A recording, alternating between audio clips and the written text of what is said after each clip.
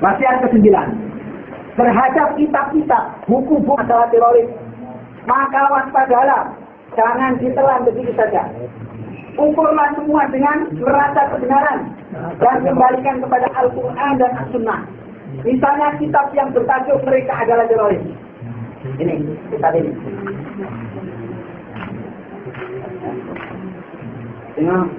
Saya pernah lihat kitab ini. Ini kitab cukup besar.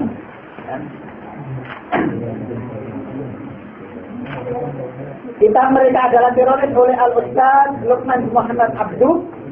Kitab ini di samping penulisnya modal ilmu dan informasinya terbatas dan kurang, ya, ini di samping penulisnya ini ilmunya kurang, informasi tentang musik itu kurang, ya. Kemudian sebagai catatan, ini karena mengoreksi kitab Imam Samudra, akhir kita sudah katakan, saya tidak bermaksud membela kesalahan beliau sama sekali, ya. Karena memang manusia ada salah. Jadi kitab ini penulis ketika menulis kehilangan dua modal penting dari dirinya. Ketika menulis kitab ini, setelah ini saya tidak tahu ya, ketika menulis kitab ini dan saya katakan saya sudah membaca serius kitab ini, ya, sampai 2 kali.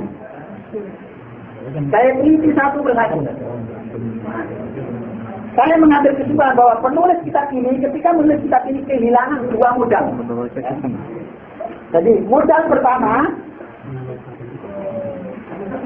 akhlak yang baik. Jadi ketika menulis ini, penulis tidak berakhlak baik. Artinya apa? Tidak berakhlak baik. Dia menulis dalam keadaan emosi, melepaskan dendamnya yang telah ditahan bertahun-tahun.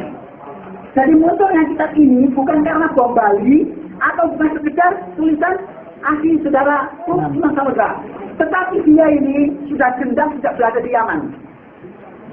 Dan alhamdulillah saya tahu persis cerita dia, pendendamannya itu. Jadi ini hanya letupan saja sebenarnya, ini perlu dimengerti, ya.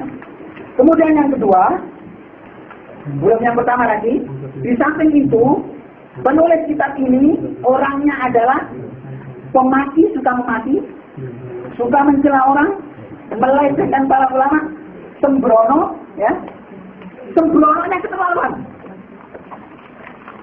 Jadi untuk menghukumi kita sebagai manusia mau menghukumi sesuatu yang urusan dunia harus diteliti betul. Tapi ini menghukumi dengan syar'i sembrono sekali. Sebagai contoh aja yang mudah supaya Anda tahu Ma'had Al-Mu'min, ya, Ruki Al-Mu'min. Alhamdulillah saya lulusan di sana.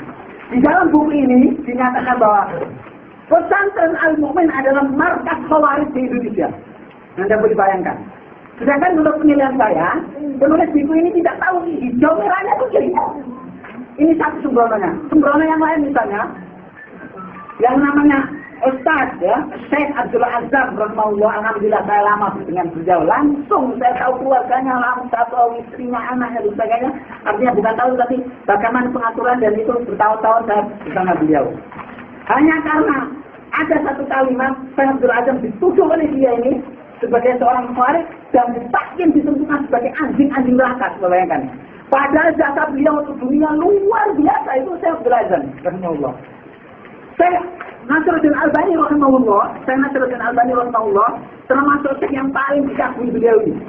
Di dalam sebuah kaset yang saya punya kasetnya, yaitu Silsilatul Huda wan Nur. Ya, saya lupa nomornya, ini kaset ketika saya berada di Malaysia. Di situ Syekh Albani menceritakan tentang bagaimana Syekh Abdul Azhar. Beliau bertahun-tahun bersama Syekh Abdul Azhar, kemudian ada perselisihan sedikit, ya. Kemudian beliau katakan begini, Syekh Abdul Azhar adalah orang yang sudah melakukan sesuatu dan sekarang sudah kembali kepada Allah. Karena Syekh Abdul Azhar dulu meninggal daripada beliau. Kemudian beliau tutup apa? Rahimahullah. Beliau katakan begitu. Maksudnya apa? Allah merahmati dia. Ini guru Ustaz Al-Luqman ini yang mengatakan begitu. Tapi di sini lain, Syekh Abdul Azhar ditentukan sebagai anjing-anjing neraka. Bayangkan itu sembrononya seperti itu. Sembrononya kayak seperti itu. Nah, itu satu sembrononya. Yang kedua,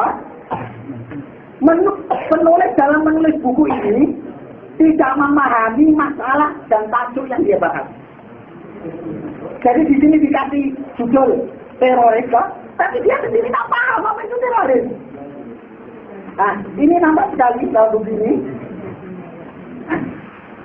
Perlu dipahami, ya. Perlu dipahami bahwa istilah teroris dan istilah penjahat itu adalah netral. Boleh pada suatu ketika baik, boleh juga berusaha tunjukkan satu aja.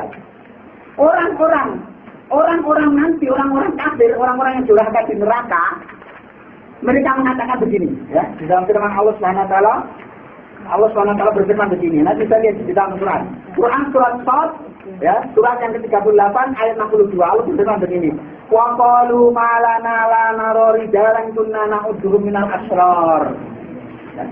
Dan orang-orang durhaka berkata, mengapa kami tidak melihat orang-orang yang dahulu di dunia kami anggap sebagai orang-orang yang jahat? Jadi orang-orang yang durhaka ketika di neraka itu cari mana dulu ya? Aku katakan orang ini jahat, terus sekarang tidak ada sama kita, ini di mana dia? Ini bahasa Allah ini. Ternyata si penjahat-penjahat yang mereka dulu lakukan jahat itu di surga. Aneh ya? Nah, untuk yang teroris itu jelas firman Allah dalam surat Al-Anfal ayat yang 60, A'udzubillahi minasyaitonirrajim, wa a'iddu lahum mastata'tum min quwwah wa min ribatil khayli turhibuna bihi aduwwallahi wa aduwwakum wa akharina min dunihim la ta'lamuna Allahu ya'lamuhum wa ma tunfiqu min shay'in fi sabilillahi wa ilaykum wa antum la tuzlamun. Di dalam ayat itu ada kalimat turhibun. Turhibun maksudnya apa? Yaitu mereka untuk menggerunkan musuh-musuh, untuk menteror, untuk menakut-nakuti. Jadi teroris itu disebut Allah di dalam Al-Quran. Nah, karena beliau itu nulis tidak memahami yang dipaham, akhirnya apa? Akhirnya natijanya definisi teroris yang dipakai ada seirama dengan Bush laknatullah alaihi. Maka hasilnya natijah buku ini tidak ada yang paling untuk